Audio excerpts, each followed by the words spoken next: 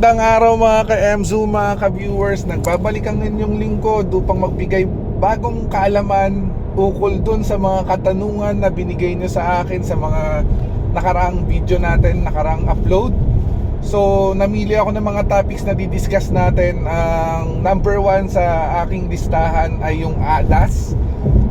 Hindi ko alam kung tama yung meaning nun, Adigo Driving Assistance, kung yun or kung yung sa Adigo Active Safety Assist yan. Alam ko ano naman yun, related naman sila.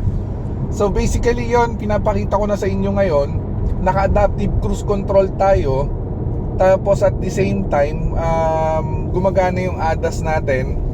So makikita nyo dan, hindi tayo humahawak, pero dito may signage na please turn steering wheel slightly pala.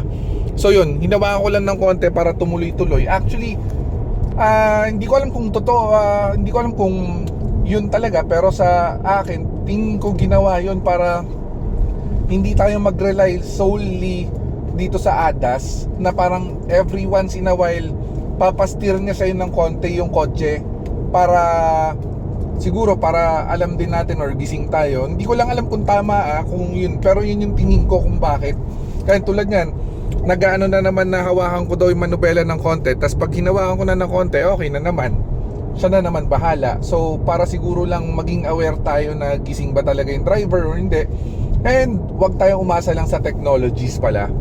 So isa yun, kikita nyo naman, ay nakaset ako sa 99. Yung braking, auto braking niya gumagana ba? Baka yun ang next na tanong nyo.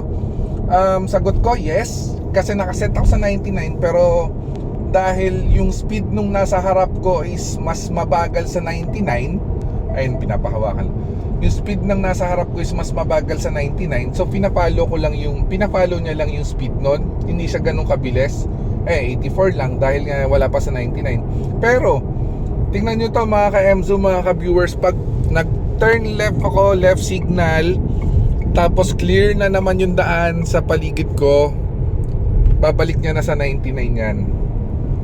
Ayun yung magandang ano dyan. Ayan o. Yan, 99. Diba? Makikita nyo naman mga ka-MZoo, walang halong daya yan ha.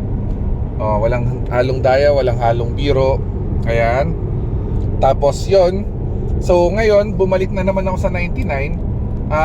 Ngayon, kusa rin siyang umaano na. Ayan, sinasabihin niya sa akin, please turn steering wheel slightly. So yan, para bumalik lang ulit.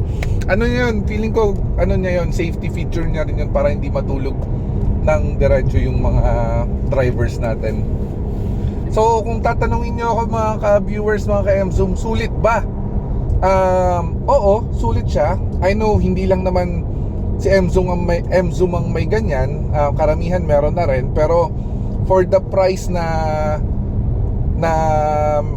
binigay or magkano itong si MZoo, tingin ko sapat na, so overloaded na nga kumbaga sa features yun, kita nyo kusa siya nag-ano dun ayun. Ang next na didiscuss ko pala mga ka-MZoo, may nag-request din yung sa exhaust pa natin sa Sports Plus mode. Tanggalin muna natin para safe.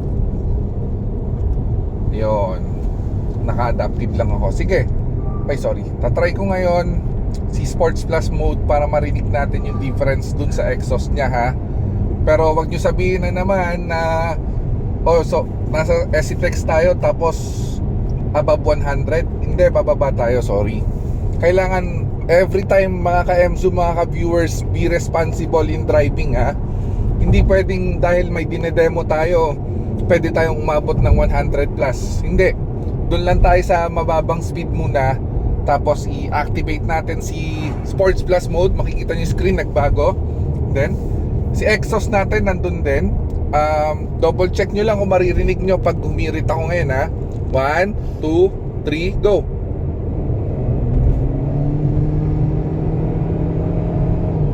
Oy, rinig naman mga ka-MZoo, no? Yun yung difference niya na maririnig mo talaga, ibang iba.